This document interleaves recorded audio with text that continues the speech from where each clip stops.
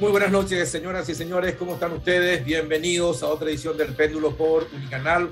Hoy, por motivos muy especiales, hacemos todo por Zoom, así que pero vamos a seguir con ustedes en vivo y en directo como corresponde. Hoy les presentamos tres temas. El primero tiene que ver con la economía y con algo que es sumamente preocupante para el país, la situación del campo y de qué manera la sequía está afectando al campo y a la economía.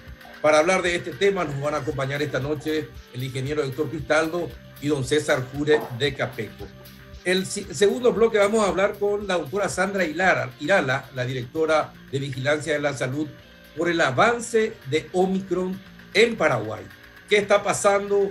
¿Hasta qué punto puede ser muy perjudicial? ¿Quiénes deben estar más atentos a Omicron? ¿A quiénes debemos proteger con más fuerza? De eso hablaremos con la doctora Sandra Irala.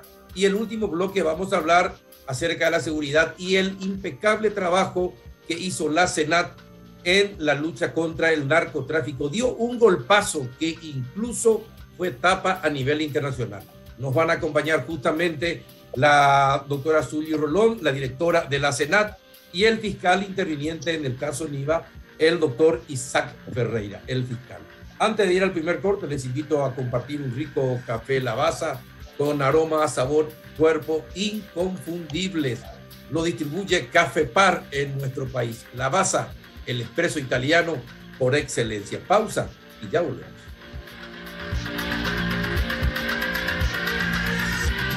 ¡Qué locura! Llegó la promo más grande del país. Bristol regala 1.000 millones en premios. Esta es la única promo en la que todos ganan. Más de 200 millones en sorteos semanales y 800 millones en cuotas de regalo. Vení, comprá y ganá. Contactanos ya, llámanos al 519-4000 o acércate a cualquiera de las sucursales de todo el país. Bristol, la mejor casa de electrodomésticos del país. En Enex contamos con todas las certificaciones que avalan la calidad de nuestros combustibles. Pero también contamos con otra igual de importante, la confianza de nuestros clientes. Te invitamos a certificar nuestras estaciones y la calidad de nuestros productos, porque nuestra certificación más importante es la confianza de la gente. Enex, energía que te mueve con confianza.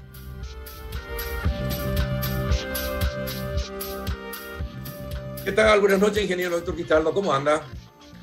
Buenas noches para vos, para la audiencia. Un gusto compartir con ustedes. Don César Jure, ¿qué tal? ¿Cómo está? Buenas noches, Carlos. Buenas noches, Héctor, y a la amable audiencia que está compartiendo con nosotros. Bueno, cuéntenos, por favor, ¿cuál es la situación del campo en estos últimos tiempos? La sequía parece que impactó y a pesar de todo, el campo ha sido el salvador otra vez en el 2021 de la economía paraguaya. ¿Qué va a pasar si persiste la sequía? ¿Qué va a pasar si persisten las dificultades con el campo y la economía? Vamos, Héctor. A ver, ingeniero. Bueno, pero, Héctor,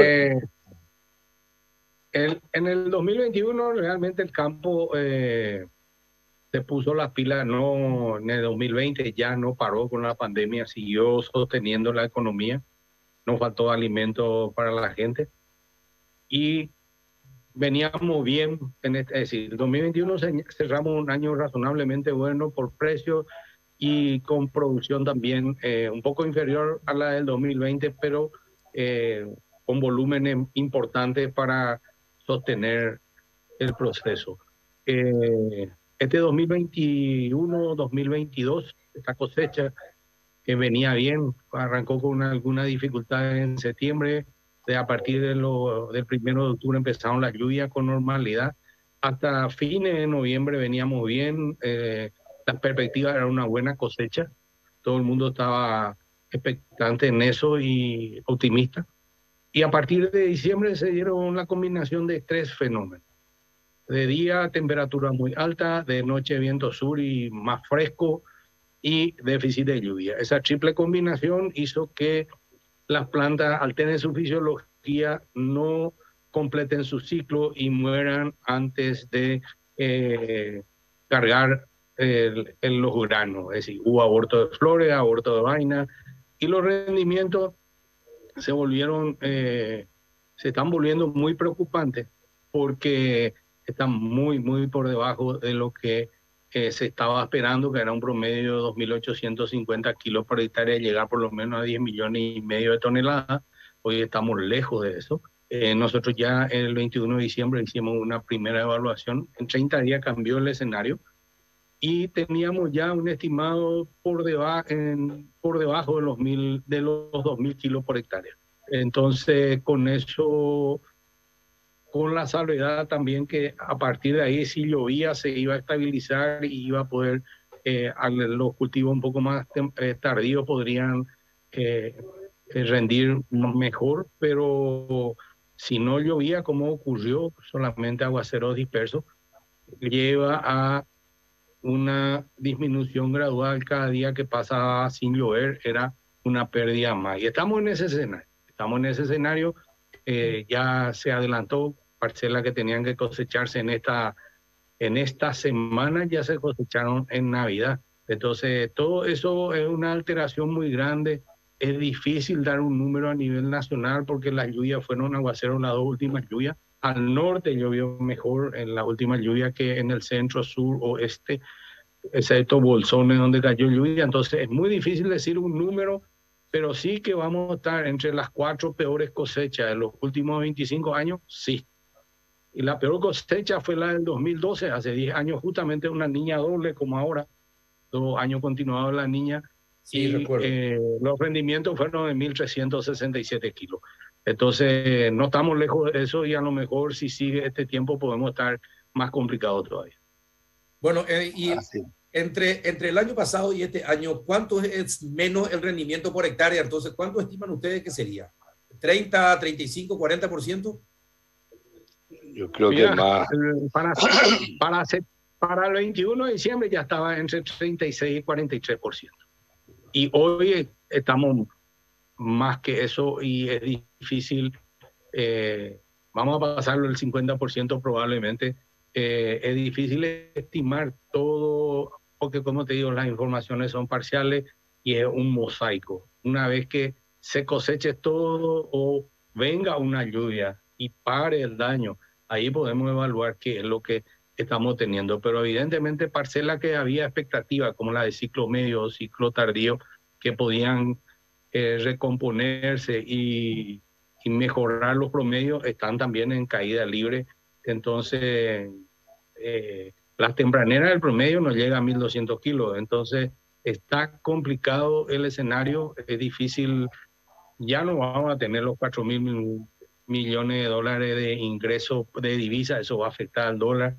Hay por lo menos casi 190.000 viajes menos de camiones porque no va a haber mercadería.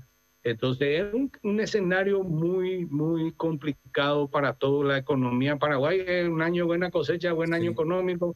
Un año de mala cosecha es un mal año económico. Lastimosamente tenemos que ver eso, ya prepararnos para... por eso hicimos las propuestas de que este impacto que tiene la sequía no desarme el aparato productivo, que la gente esté generar las condiciones para que la gente siga trabajando apenas se den las mejoras en el clima. Ahora, don César, esta situación que nos acaba de comentar, ¿de qué manera económicamente va a repercutir en los productores, en los transportistas, en los que venden cosechadoras, tractores, etcétera, para el campo este año? Y bueno, así como plantea Héctor, realmente la información que estamos teniendo de campo es de que aquellas áreas que estaban un poco más optimistas, las plantas están secándose sin completar de crecer los granos, o sea, están con granos, pero no puede desarrollar toda su capacidad de grano y están secándose, completando su ciclo y anticipando la cosecha. Entonces estamos teniendo una disminución muy importante de volumen y también viene combinado un poco con la calidad. O sea, la calidad del grano no es la misma que la que tuvimos el año pasado, lo cual va a tener efecto en toda la cadena de procesamientos posteriores en la parte de industria para el aceite y para la harina de soja, que forma parte de la cadena de balanceados para el alimento de la cadena de leche, aves, huevos, en fin, carnes. Y el impacto, comenzando por el productor, con la cosecha y los rendimientos que se están dando, no le va a permitir cubrir todos los costos y compromisos financieros que asumió para esta siembra. Y asimismo, esto es una cadena, no actúa solo el productor, acá estamos toda la cadena, digamos, de suministros de insumos, como ser fertilizantes, semillas, agroquímicos. Estamos importando estos bienes del exterior y poniendo a disposición del productor. Y eso, bueno, fue aplicado con la tecnología, se cumplió en el campo cabalmente en su momento, pero hoy vamos a estar en falta de volumen de soja para atender la cadena de compromiso, porque y los intermediarios vendemos a futuro y cuando compramos del productor a futuro y fijamos precios con nuestro comprador y le damos precio a nuestro proveedor. Y es toda una cadena enganchada, digamos, y esa cadena va a estar en una exposición muy fuerte de incumplimientos de volumen físico en los compromisos que se hicieron, ¿verdad? Ajá. Y ahí vienen las medidas de paliativas o de alivio. Todos nosotros estamos también enganchados con el sistema de financiamiento del sistema bancario. Y estas disposiciones que tomó el Banco Central nos va a permitir renegociar, replantear los vencimientos que no se puedan cumplir, pero van a haber costos y castigos adicionales. El productor, evidentemente, seguro no todos van a tener la recuperación de los costos que realizó y va a tener pérdidas reales. Y así también en la cadena estaremos enfrentando una situación difícil. Pero como en años anteriores, todos estamos apostando a mantenernos intactos, vivos, y que podamos renegociar con nuestros acreedores y nuestros proveedores y también nuestros compromisos de venta que hemos hecho, también renegociar con los recaudos que prevé el contrato para que en zafras futuras podamos ir cumpliendo o resarciendo los costos o atrasos en entrega que tengamos ahora, ¿verdad? Y esto se va a reflejar. Sí. Una aclaración, don César. En años anteriores también hubo situaciones un poco similares y mucho menos fuertes que las de ahora y que hicieron que mermara la ganancia, que fuera menos la ganancia del sector. Ahora estamos hablando de la posibilidad de que el sector tenga pérdidas, no solamente menos ganancias. O sea, si terminásemos como en años anteriores, a veces empatados o con un pequeño margen, salvamos todo y hemos cumplido nuestras obligaciones, ¿verdad? Pero en este año se agrava en el sentido de que vamos a tener costos adicionales que son los castigos también por incumplimiento de contrato. Entonces vamos a manejar un volumen, supongamos que sean 5 millones de toneladas, que consigamos ese volumen, pero vamos a incumplir ventas por casi 9 millones o más. O sea, vamos a tener incumplimiento de volumen y no vamos a poder realizar todas las remuneraciones que necesitamos para cubrir los costos fijos, los costos financieros y todo lo que implica, digamos, operar a mitad de la capacidad de lo que deberíamos haber tenido.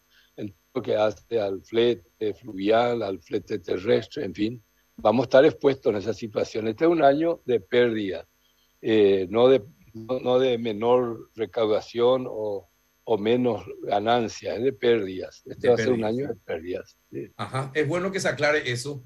Y este año de pérdida podría también incluir de pérdida, puede ser también pérdida de mercados, no solamente pérdida económica. ¿Podría ocurrir eso o no, con César o el ingeniero? Yo creo que la parte de mercado, Carlos, está en una demanda internacional permanente con distintos mercados. Nosotros tenemos un mercado próximo, dos mercados próximos, que es los procesadores en Argentina y también en Brasil, que son compradores importantes de nuestra producción de soja. y tenemos una parte que va a Europa y a otros países más allá, ¿verdad? A Rusia principalmente y a China a través de otras vías, digamos, al oriente. Pero vamos a dejar de participar en ese mercado con volúmenes desde Paraguay este año. Se va a sentir la falta. Brasil, en el sur también de Brasil, estados de Santa Catarina y Paraná y Río Grande, están con cuadros similares al nuestro. O sea que este año el suministro internacional se va a resentir, pero hay stock, digamos, que están amortiguando esta falta eventual y probablemente cuando venga la próxima cosecha tengamos la posibilidad de reponer, digamos, en la cadena comercial esos volúmenes que faltaron este año. Yo no creo que perdamos así mercado como castigados de no poder seguir vendiendo. Solamente que ya no tenemos ahora y cuando tengamos productos seguro que estaremos participando de vuelta en esos mercados.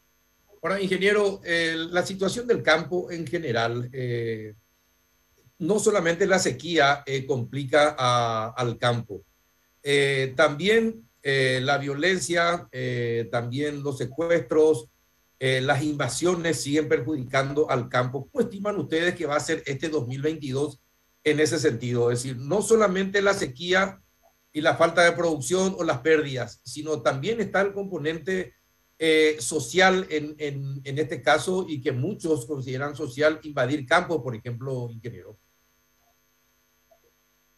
Bueno, el tema de seguridad jurídica y seguridad personal es un tema pendiente hace rato. El tema de invasiones no es un tema social, es un tema político. Detrás de cada invasión hay un político. Este es un año político. No tenemos que olvidarnos, estamos en plena campaña electoral ya, y eso va a hacer que grupos que se dedican a tratar de conseguir votos con tierra ajena promuevan invasiones. Y va a depender de la respuesta de las instituciones. Salió la nueva ley que penaliza con un castigo mayor a las invasiones. Eso trajo un respiro porque no tenemos reporte de nuevas invasiones. Y vamos a ver cómo evoluciona. Con todo eso estamos acostumbrados a lidiar con el tiempo, la inseguridad, pero tenemos que encontrar soluciones para la gente. En este año de pérdida, como hablas, las pérdidas van a ser pérdida de capital operativo, no pérdida de dejar de ganar.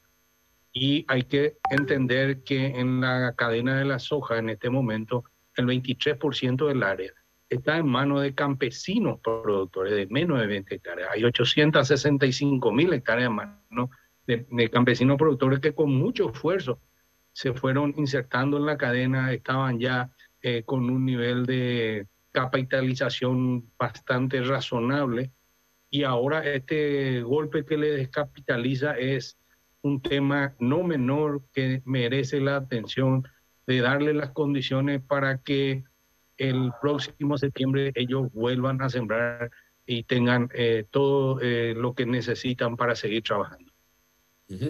Ahora, ¿qué hay sobre el cultivo del algodón? Es cierto que el Chaco puede ser un excelente lugar para cultivar algodón y que se está volviendo a cultivar algodón, ingeniero. Algodón sí, hay potencial, pero no hay 10.000 hectáreas en Paraguay. Ya estamos lejos de aquel algodón hecho a mano, es todo biotecnología, tiene una inversión alta en tecnología, en maquinaria. En el Chaco se está haciendo inclusive con regadío, con resultados muy buenos, y probablemente ahí esté el futuro del algodón, pero ese algodón de hace 30 años, ese ya no existe ni va a existir más. Ahora, volviendo al tema de la seguridad, ahora hasta aviones se roban de las estancias. ¿Qué está pasando? Que bueno, están más osados cada vez los bandidos, y la gente, la gente de trabajo del campo no está preparado para lidiar con ese tipo de actitud. Uno en su casa se siente seguro y resulta que no están así. Hasta avión para hacer tráfico están robando ya. Entonces está complicado. Es cierto que es difícil prevenir todo 100%, pero hay extremos que llaman la atención. Don César, volviendo al tema de Capeco y la refinanciación, ¿cuántos ¿cuántos productores podrían refinanciar sus deudas este año como consecuencia de la situación?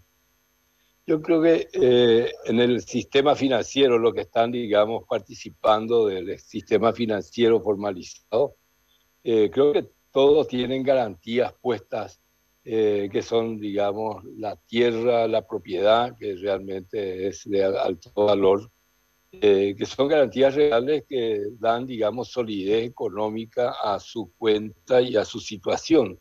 Y que en el sistema bancario también aprecian ese tipo de garantías, que en este caso, cuando hay una pérdida de flujo de caja y no se va a poder cumplir, aparecen. Yo creo que conforme a la experiencia anterior, se podrán refinanciar los montos que no se puedan cumplir a 1, 2 o 3 o 4 años de plazo. Ya nosotros, de la vez anterior que se hicieron, los productores vienen con su mochila pagando el año pasado y antepasado, pagando cuentas de años anteriores que había refinanciado, más los costos propios de ese año.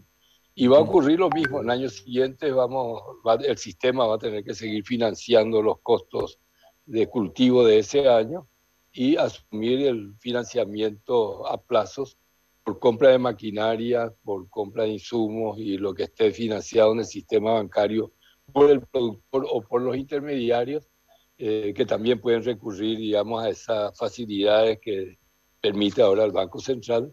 Y cada uno, de acuerdo a su cuenta, su solvencia, sus garantías, podrá refinanciar a plazos razonables que él pueda cumplir en el futuro. Creo que se demostró en el pasado que se ha cumplido, se salió bien.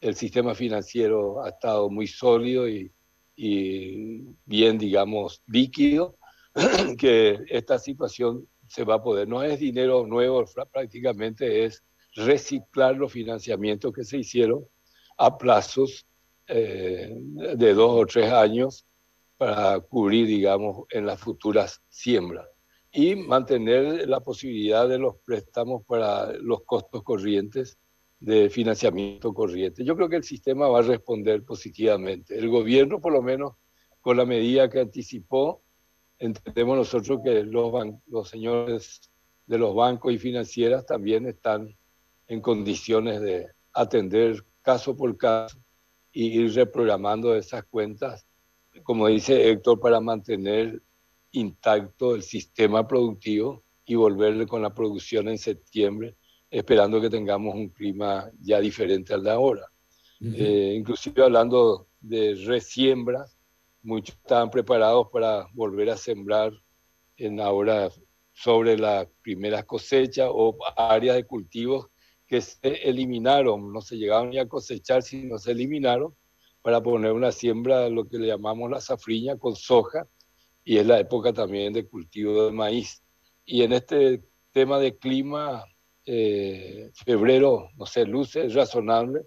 Puede ser que en abril tengamos agua suficiente y mayo, pero en los primeros 2 semanas o 3 semanas que siguen probablemente todavía no nos dé chance y condiciones de humedad en el suelo para poder hacer el cultivo de segunda de soja o del maíz, digamos, que es tan necesario también. ¿Y cuál es el precio actual de los commodities, de la soja fundamentalmente en el exterior? ¿Es alto? ¿Es alto comparado con el del año pasado? ¿Eso podría ser beneficioso?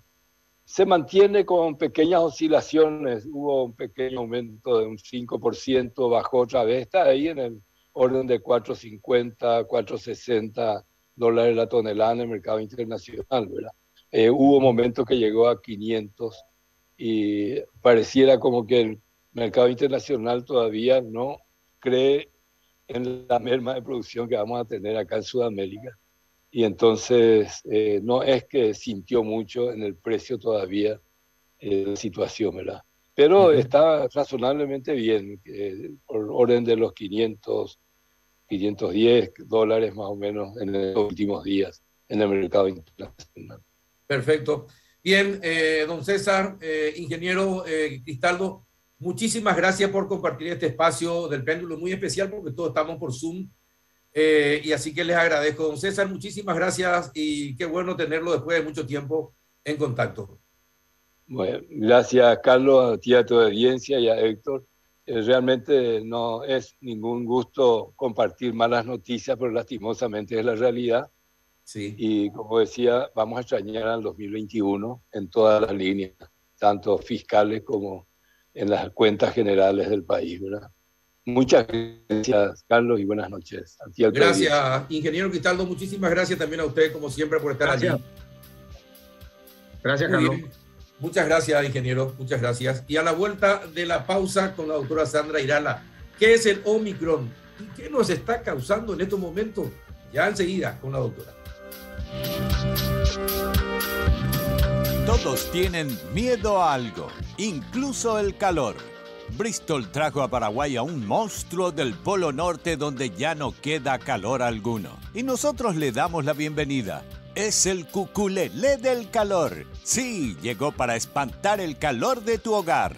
Ahora en Bristol Los Aires Split a precios increíbles con las cuotas más bajas del país e instalación gratuita. Contactanos ya, llámanos al 519-4000 o acércate a cualquiera de las sucursales de todo el país. Bristol, la mejor casa de electrodomésticos del país.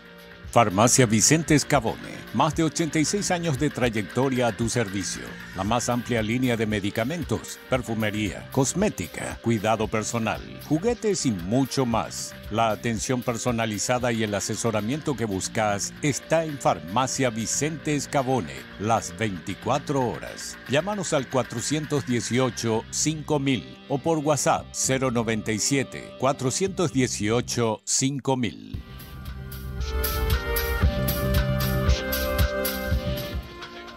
Bien, ya estamos en comunicación con la doctora Sandra Irala, directora de Vigilancia de la Salud. ¿Qué tal, doctora? Buenas noches, ¿cómo anda?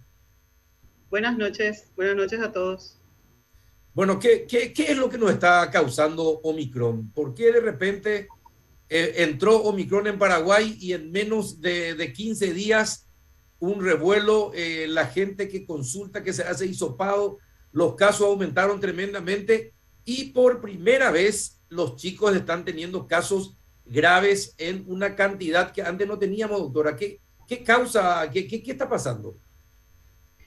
Bueno, digamos que a 2 años de la pandemia, 5 variantes de preocupación, avances en vacunación, con un plan de vacunación que inicia prácticamente hace 1 año también, con población de 18 años y más cubierta, con posibilidades inclusive de terceras dosis, y con un plan de vacunación iniciado en niños, aunque no todavía contemplado todos los grupos de edad.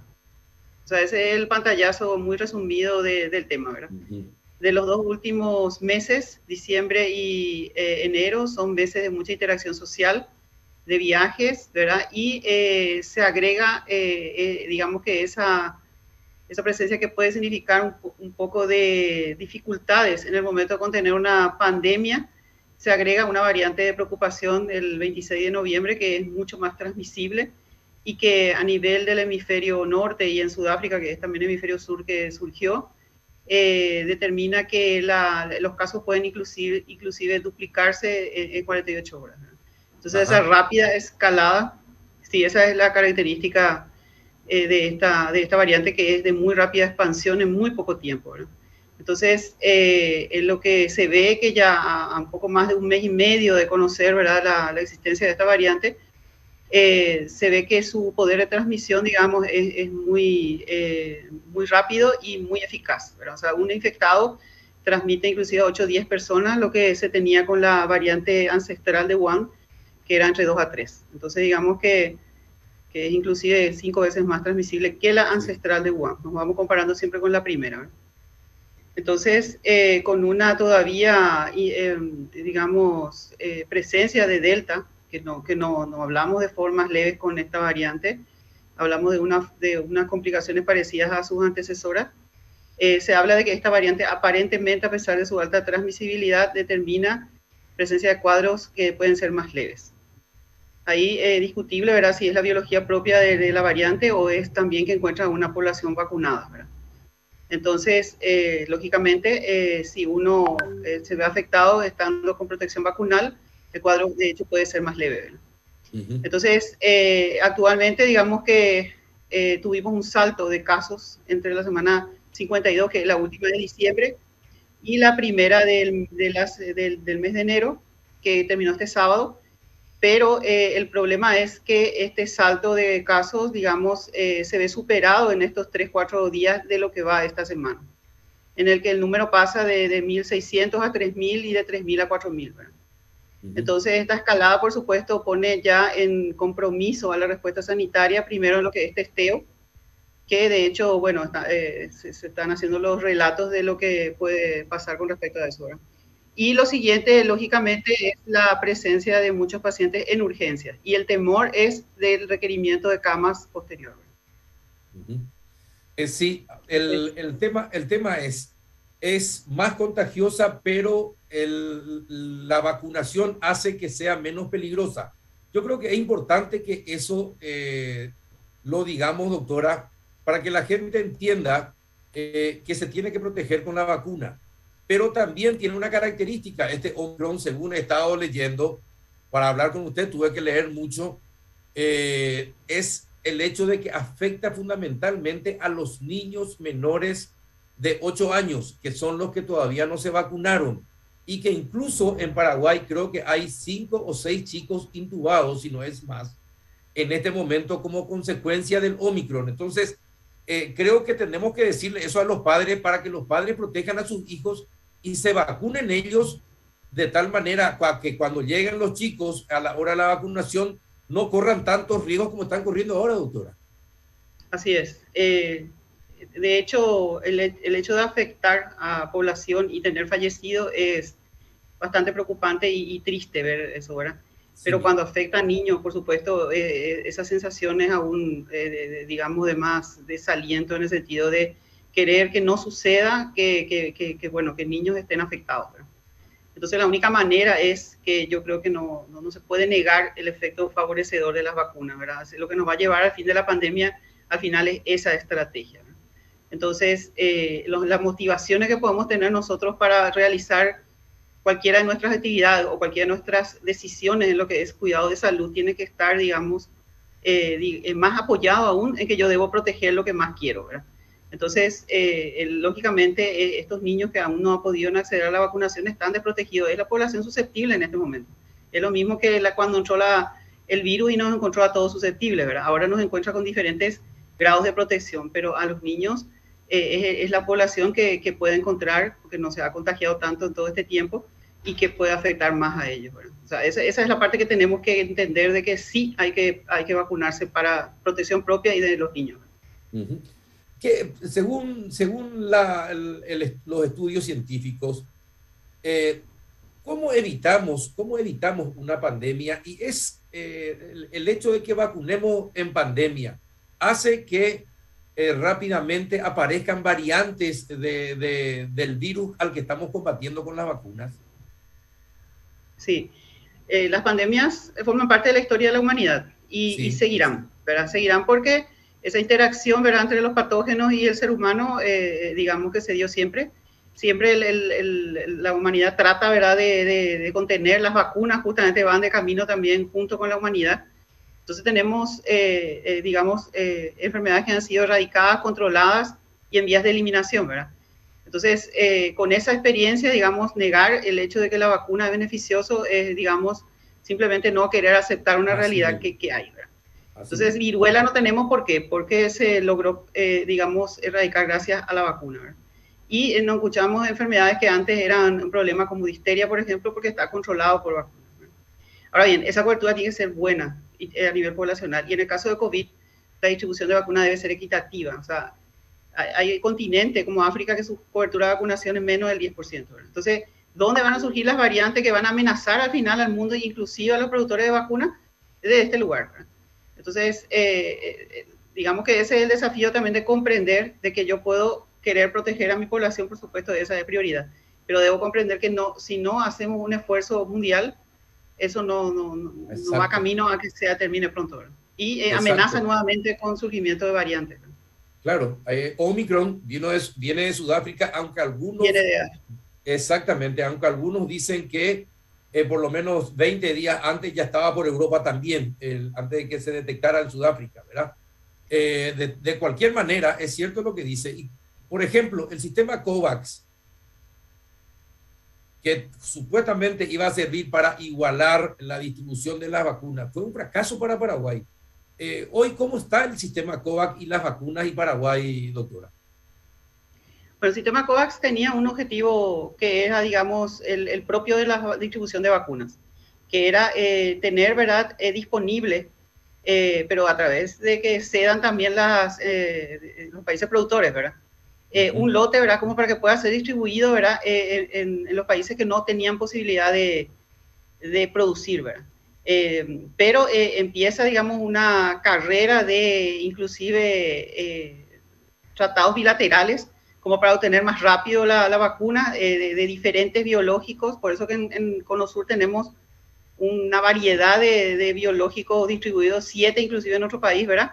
En ese afán de tener esas dosis, ya que no se producía ¿cómo se puede decir?, la efectividad de lo que era COVAX, ¿verdad? Implica muchas cosas que superan, ¿verdad?, de lo que puede ser un análisis epidemiológico de vigilancia, ¿verdad? Sí. Empieza con tratados, digamos, entre países, entre organismos, etcétera, ¿verdad? Entonces, sí fue complicado, ¿verdad? Fue muy complicado el tema de COVAX, ¿verdad? Entonces, ahí en el afán de tener las dosis es que empiezan, ¿verdad?, los tratados y las donaciones, ¿verdad? Que no hay que tampoco despreciar eso, porque gracias a eso se inició inclusive. Sí, sí, definitivamente.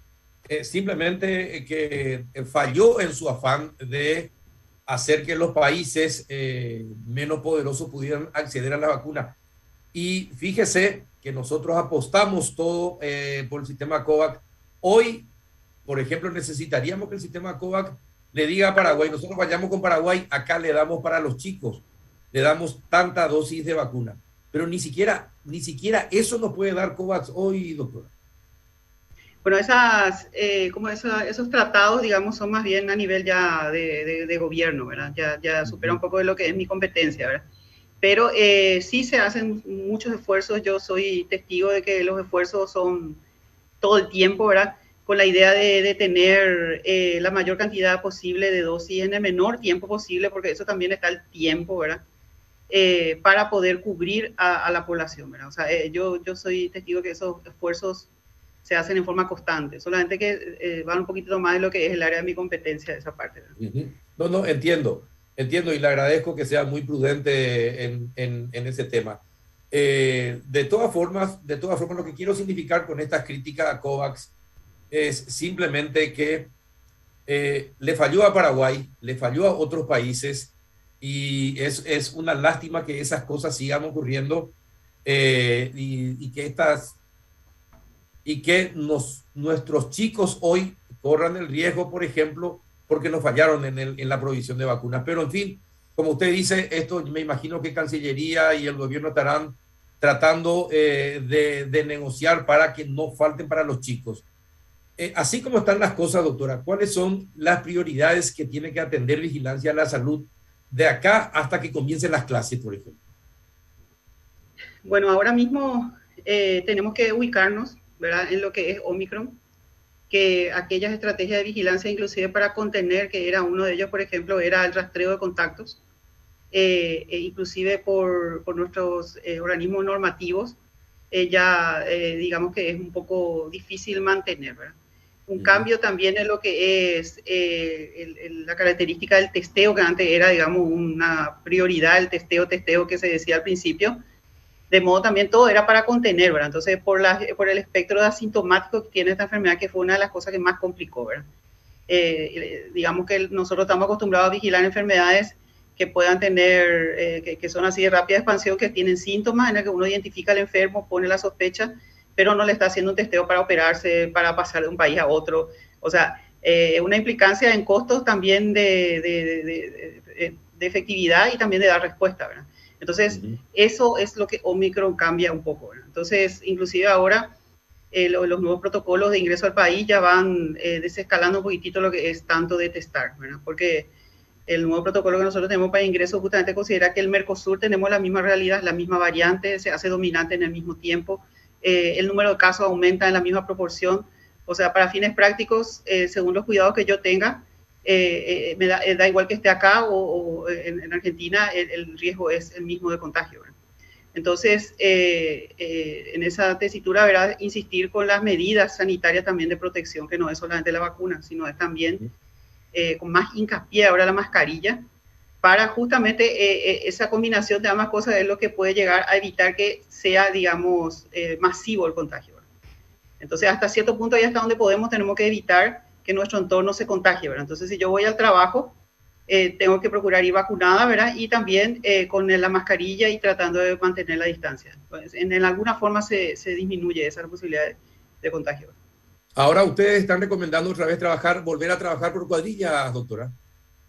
Se estuvo planteando diferentes, siempre cuando hay un contagio masivo y empieza a mermar la fuerza laboral, representa un problema dependiendo de qué distancia uno está, ¿verdad? Hay lugares donde una merma laboral puede socavar la respuesta, por ejemplo, una guardia médica, ¿verdad? Entonces, y esos son los lugares donde uno no puede a veces hacer por cuadrilla, ¿verdad? Entonces, lo que uno va haciendo es viendo cada sector, pero hay lugares en donde sí, de repente, se puede trabajar por cuadrilla y siempre cuando hay una alta transmisibilidad, esa posibilidad se plantea, ¿verdad?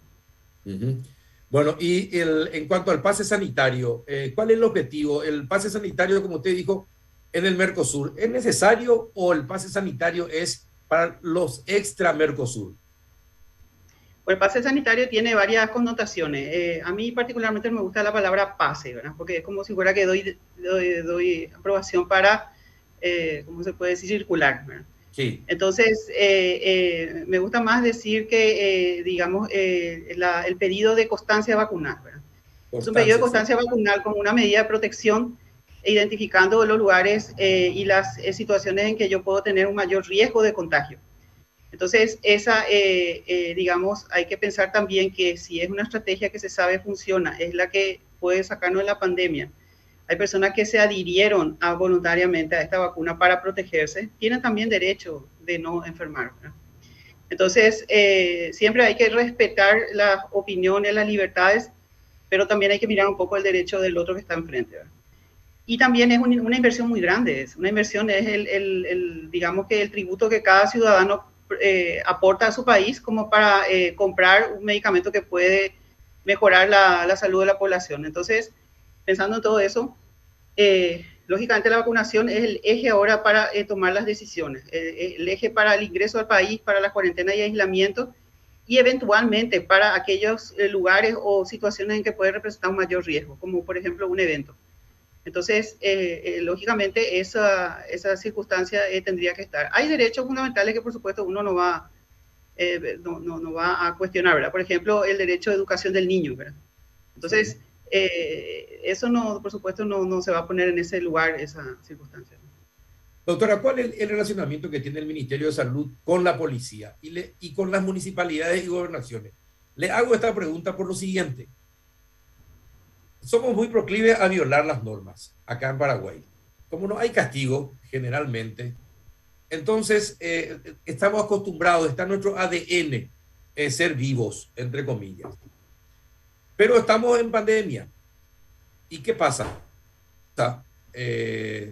La calle Última cruza en la avenida Fernando de la Mora y a 3 cuadras después de bajar del viaducto, uno se encuentra a la mano izquierda con música, con baile, ni un policía municipal de tránsito tampoco, nadie de la gobernación.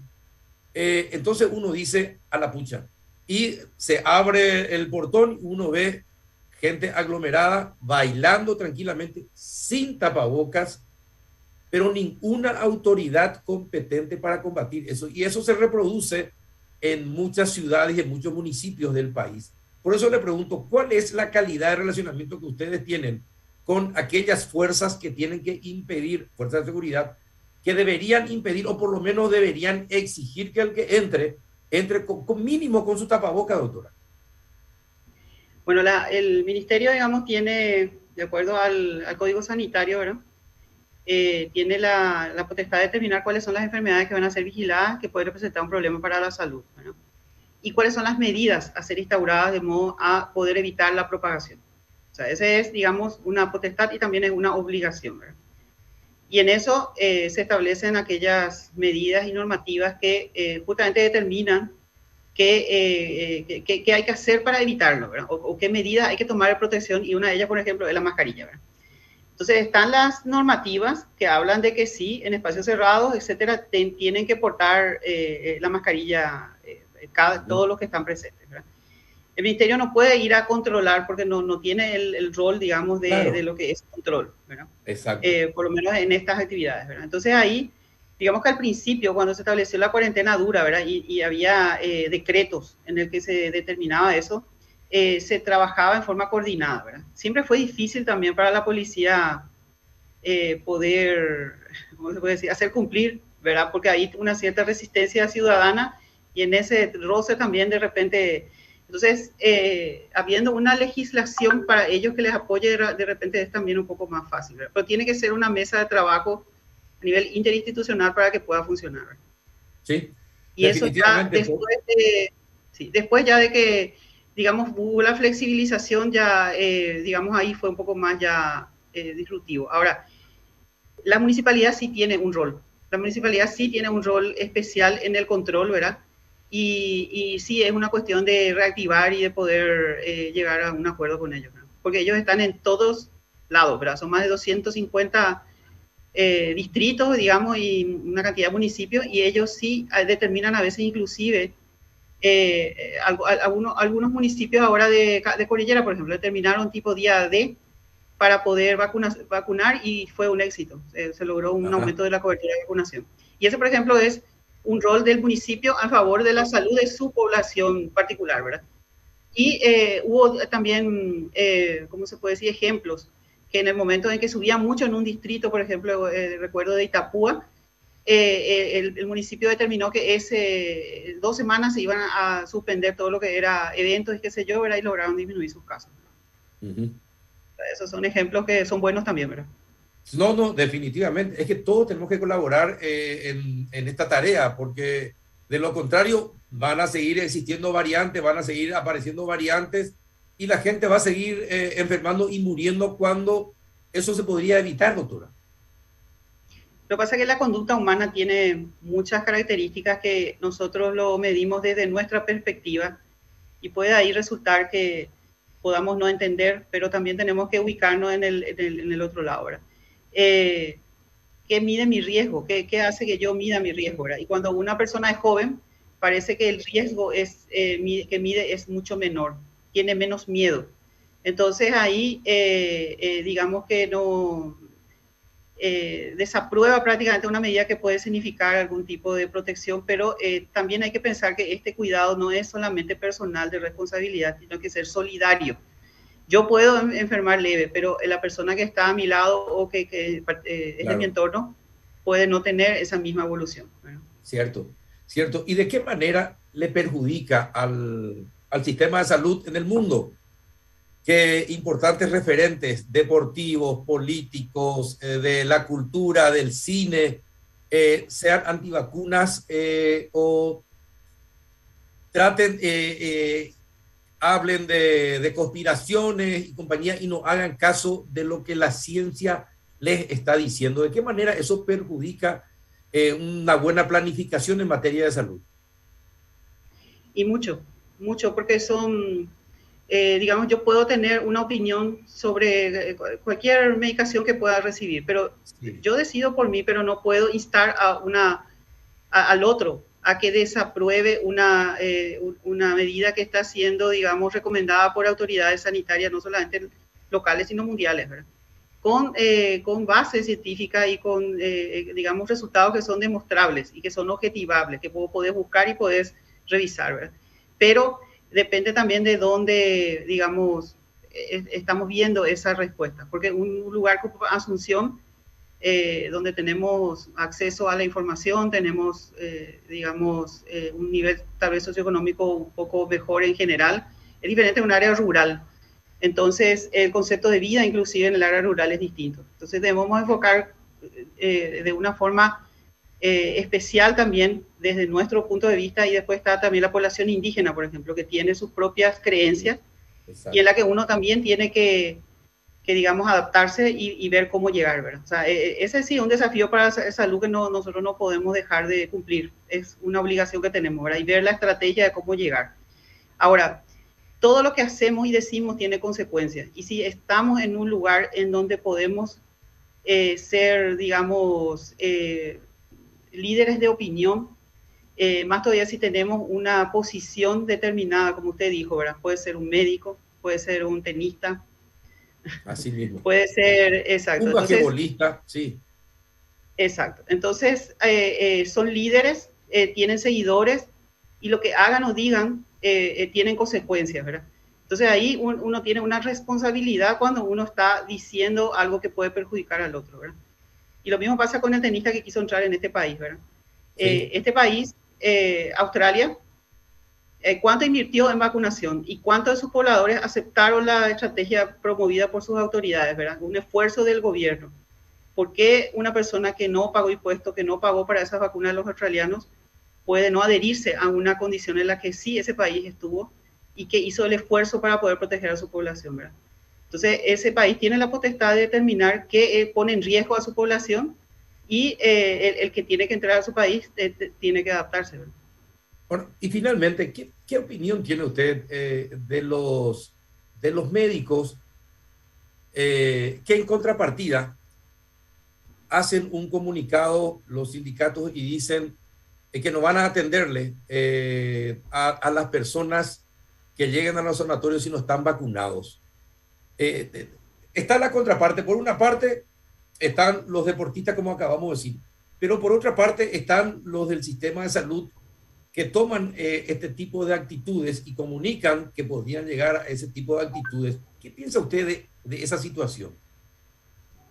Yo respeto mucho lo que pueda opinar otra persona, ¿verdad? Tiene siempre sus razones y tiene sus justificaciones, pero hay una realidad. Cuando uno es médico, tiene la obligación, ¿verdad?, de atender a todos. O sea, esa, digamos, es una de las premisas fundamentales, ¿verdad? Entonces, el motociclista que sabe que tiene que usar su casco, que igual maneja sin casco alcoholizado, y bueno, hay que atenderlo igual, ¿verdad? Entonces, es difícil en el sentido de lo que es la premisa fundamental de lo que es la atención, poder llegar a hacer eso, ¿verdad? Uno tiene que brindar asistencia. Sí. Perfecto. Doctora, siempre es un placer charlar contigo porque aprendemos mucho cada vez que charlamos contigo. Muchísimas gracias por atendernos. Gracias a ustedes. Muchas gracias. La doctora Sandra Irala, directora de Vigilancia de la Salud, y a la vuelta de la pausa estaremos hablando acerca de los últimos trabajos realizados por la Senat. Ya volvemos.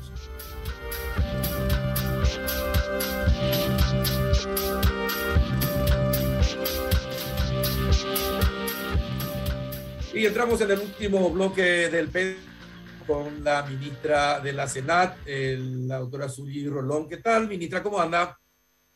Muy buenas noches. Encantada, Carlos. Muy interesante estuvo el primer bloque. Espectacular la explicación de la doctora. Ah, no, ese era el segundo bloque ya, ministra. El primero fue de economía. Okay. Está bien.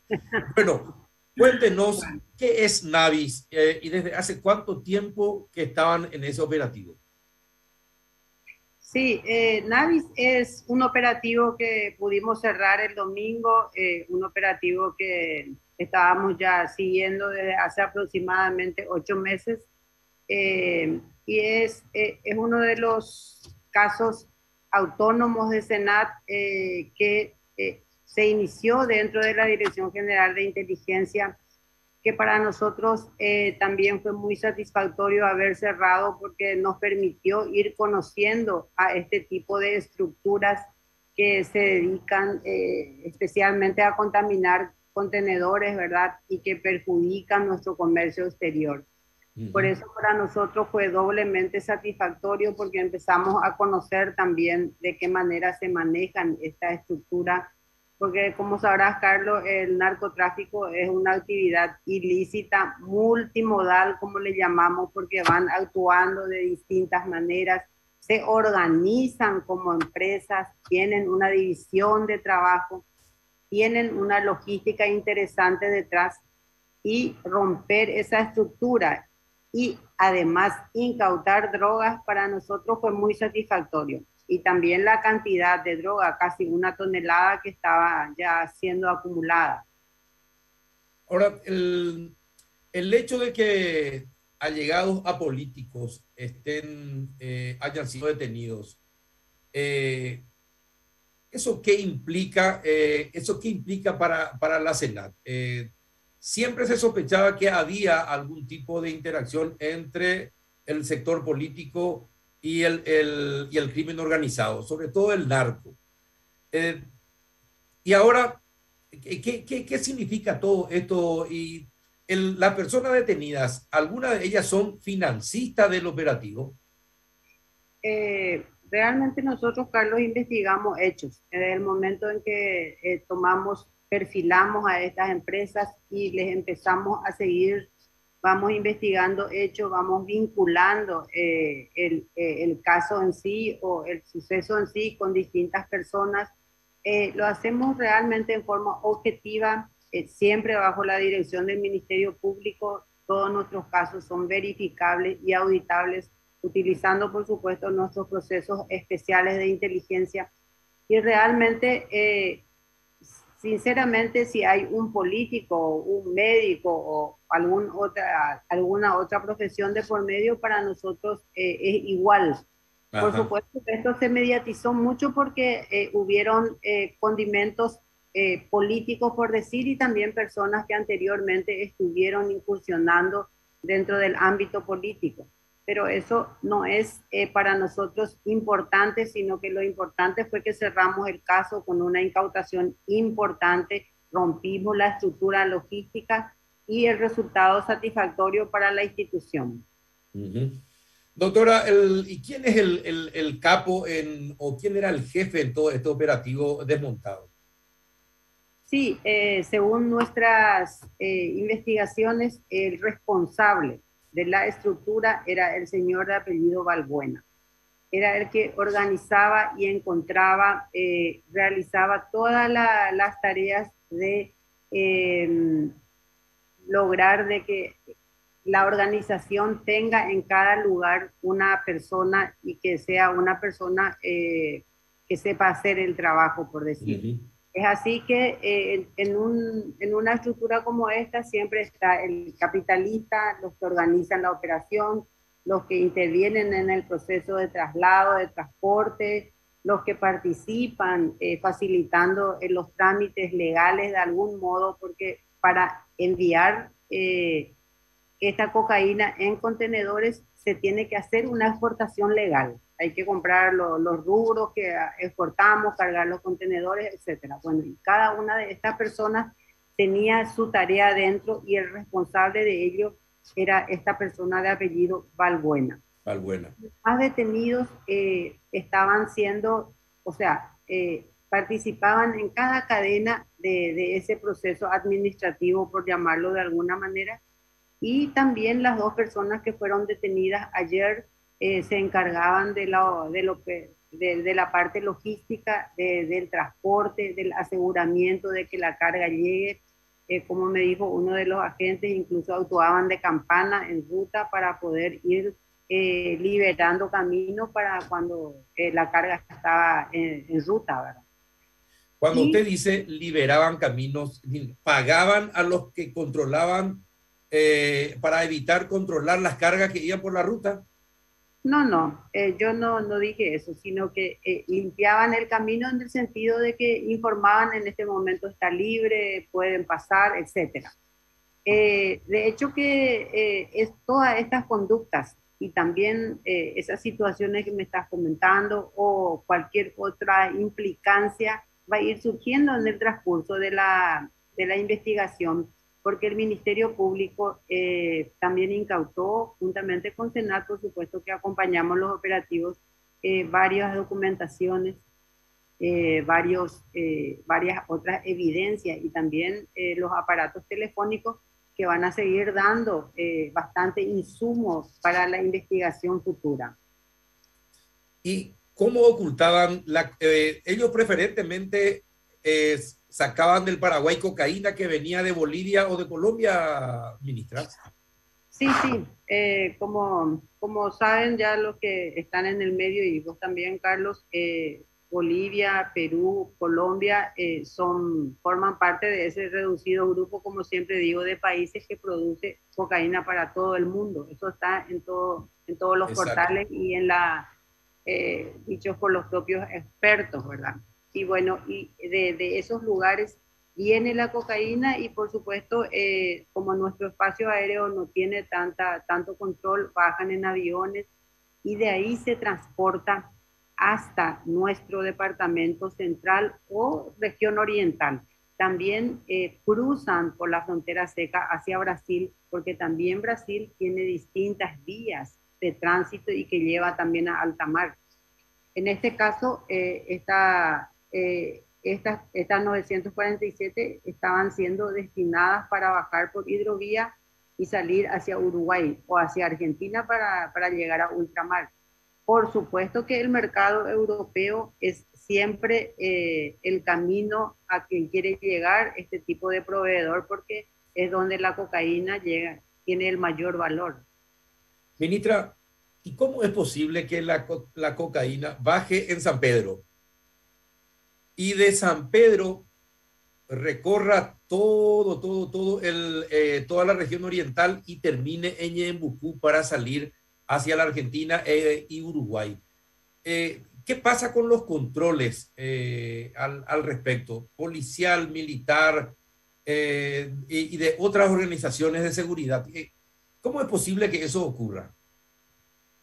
Y pasa que nosotros estamos hablando de organizaciones que están estructuradas, organizaciones que operan internacionalmente y por supuesto tienen un gran respaldo económico, recursos económicos, y utilizan también zonas y sectores que no tienen tanto control. Nosotros no podemos negar de que el Chaco, por ejemplo, tiene grandes extensiones de tierra que están despobladas, por ejemplo, y donde es difícil llegar ahora con el tema de la ruta bioceánica y etcétera.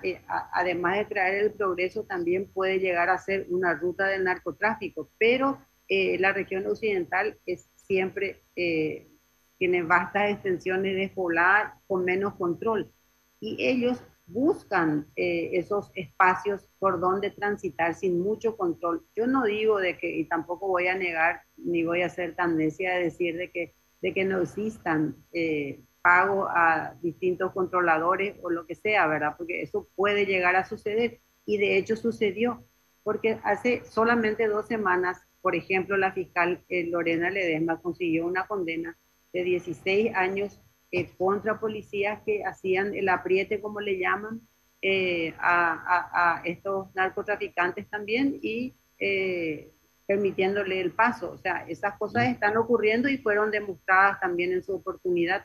Senat mismo tuvo más de 22 policías en el año 2019 con el caso NOR, que hoy en día están con proceso abierto y en espera de juicio oral. Entonces, existen ese tipo de situaciones y la espalda financiera que ellos tienen les permite permear muchas veces los controles y la integridad, que es algo también por el que nosotros estamos procurando y luchando, por lo menos en nuestra institución, capacitando a los funcionarios y dándole las herramientas que ellos necesitan como para poder prever esas situaciones. Y dentro de este esquema desmantelado, los que fueron detenidos en la zona de Ñembucú, en el departamento de Ñembucú, ¿es cierto que se estaban fugando ya? Sí, la información que nosotros tenemos y que tenemos corroborado es que en el momento del domingo en que nosotros intervenimos ese lugar en Eusebio Ayala, porque fue muy tempranito, a las 6 de la mañana ingresamos, ellos se movilizaron hacia Ñembucú, que también está a un paso de cruzar a otro país. Pero enseguida nosotros volvimos a tener contacto por nuestros procesos especiales y por vigilancia que habíamos estado haciendo de encontrar a esas personas. Y sí, habían huido, según nuestra hipótesis, el domingo hacia Ñembucú, producto ya del conocimiento del allanamiento. Ajá. ¿Y ellos ellos eran los que tenían el papel de establecer el papeleo para que la carga de cocaína salga dentro de una carga legal? Eran los operadores logísticos y pensamos que de las evidencias que tenemos que eran los que aseguraban que una carga pueda ser transportada de un lugar a otro con seguridad. O sea, que pueda llegar al lugar de destino. Ajá. ¿Y cuántas personas forman parte de esta estructura, doctora? Hasta el momento se le detuvo a 6 personas, pero como dije anteriormente, esto puede ir cambiando porque ya con las evidencias colectadas pueden ir surgiendo más nombres y de hecho que quedan todavía algunos por ser detenidos. Ajá. ¿Podría repetirnos, recordarnos los nombres de los 6 detenidos? Realmente no tengo en mente, Carlos, porque no estoy en oficina, pero sí, uno es el señor Balbuena, que es Ricardo, Ricky se le conocía por el alias de Ricky Balbuena. La otra persona es Víctor Melnik, que es de origen ucraniano. Estas personas de apellido Acevedo, padre hijo Julio, y el otro también el mismo nombre, pero con distinto apellido materno. Y 2 más que en este momento no recuerdo los nombres. Ajá. Bueno, pero ¿cómo usted calificaría este trabajo de la Senat? Y nosotros, Carlos, estamos muy satisfechos porque para detectar este tipo de trabajo, este tipo de cargas, nosotros creamos una dirección que sus siglas son DICI, pero es Dirección de Inteligencia del Comercio Internacional, porque nosotros también estamos juntamente con distintas asociaciones como CAFIN, por ejemplo, que es de la Cámara que están en el negocio de las barcazas, por ejemplo, o también con los propietarios de los puertos privados trabajando también en convenio, procurando hacer asociaciones públicos-privadas como para trabajar en este sector y no permitir tantas contaminaciones. Por eso para nosotros fue un trabajo muy satisfactorio porque nos permite ya conocer cómo están trabajando, nos permite perfilar, porque sabrás que estas estructuras tienen creaciones de empresas, tienen o compran empresas ya hechas o actualizan empresas que ya estaban en suspensión, por ejemplo, y para acceder a ellos es extremadamente complejo porque estas empresas son empresas legales y solamente perfilándolo y con instituciones también especializadas como la Subsecretaría de Tributación o Aduana o también CEPRELAT podemos llegar juntos a perfilarle y lograr llegar a este tipo de cierre de causa. Entonces para nosotros es muy importante porque aparte de este ya tuvimos otro hace unos meses atrás con el cual se cerró también el caso que siempre se le llamó Turrini, el del carbón, que nos permitió también desmantelar una importante estructura deteniendo al principal financista en este caso e incautando bienes muebles e inmuebles de alta gama millonario, de millonario costo. Entonces, también en esta oportunidad, Carlos, te comento que nuestra Dirección de Inteligencia Financiera ya está trabajando para saber dónde está el producto de la venta o el producto del beneficio que les trae la venta de la cocaína y hacer un esquema de conocer todos los bienes que se hayan adquirido con ella para poder ser incautados también. ¿Y desde hace cuánto tiempo habría estado operando este grupo?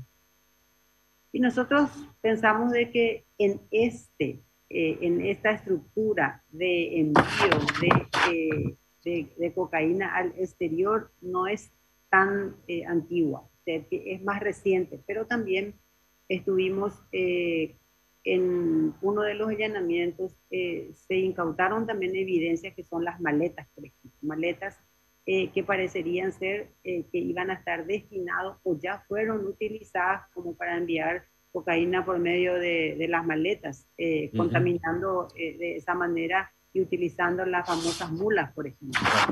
También a nosotros nos preocupa porque siempre conlleva otro tipo también de hechos como la trata de personas. Muchas veces hay mujeres que llevan la maleta y que ya quedan en Europa siendo también socavadas en sus derechos humanos. Claro. Y pudieron llegar ya hasta los despachantes de estos operativos. Todo eso se van a poder determinar y también el Ministerio Público va a poder solicitar con los documentos incautados, porque se incautaron documentos en las distintas propiedades que fueron allanadas en ese momento.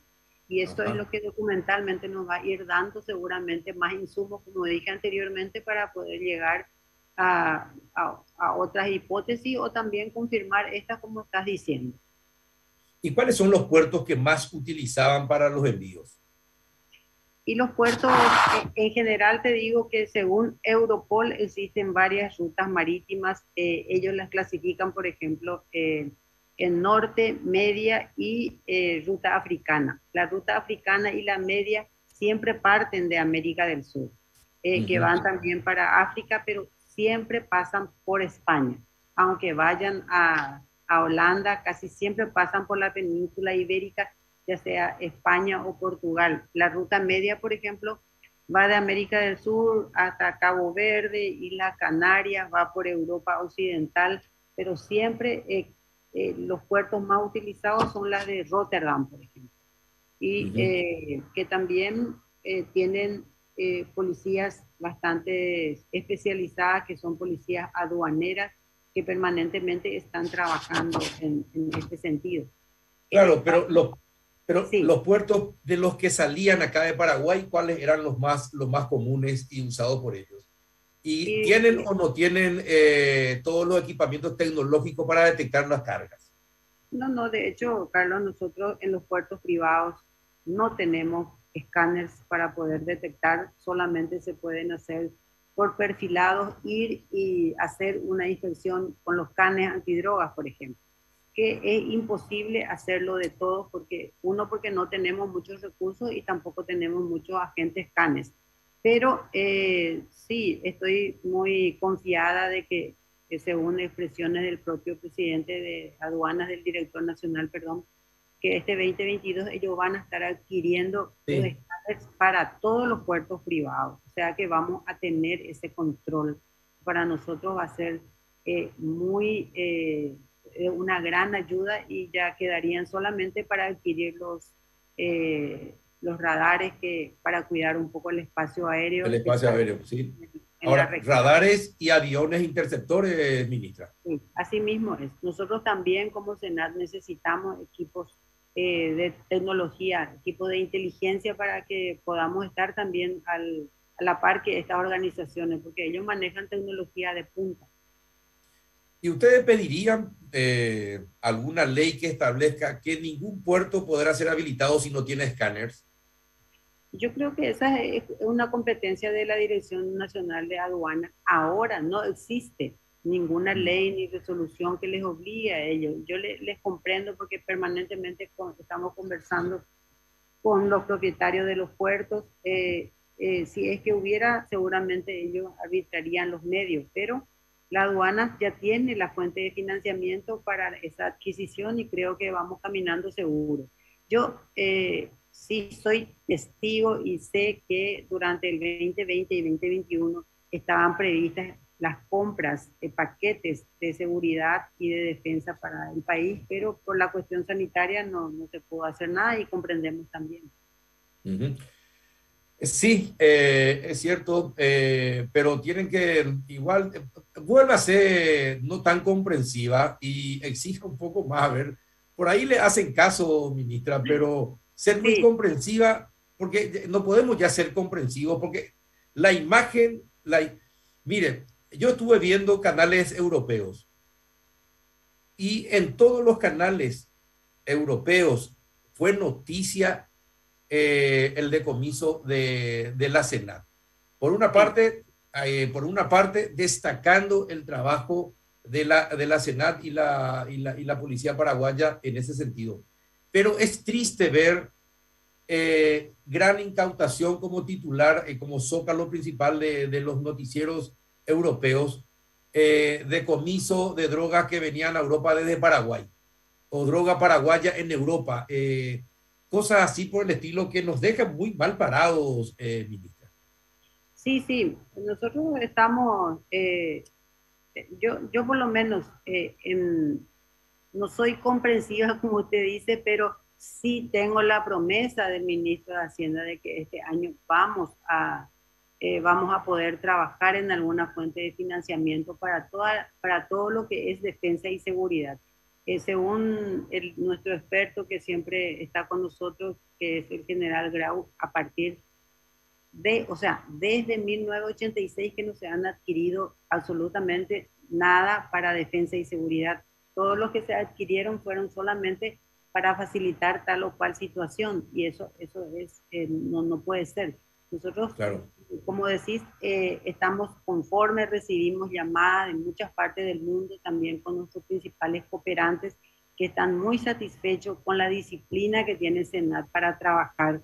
Pero por supuesto nosotros necesitamos más, porque no podemos depender de otras instituciones para realizar nuestro trabajo, porque el trabajo que nosotros hacemos es muy delicado.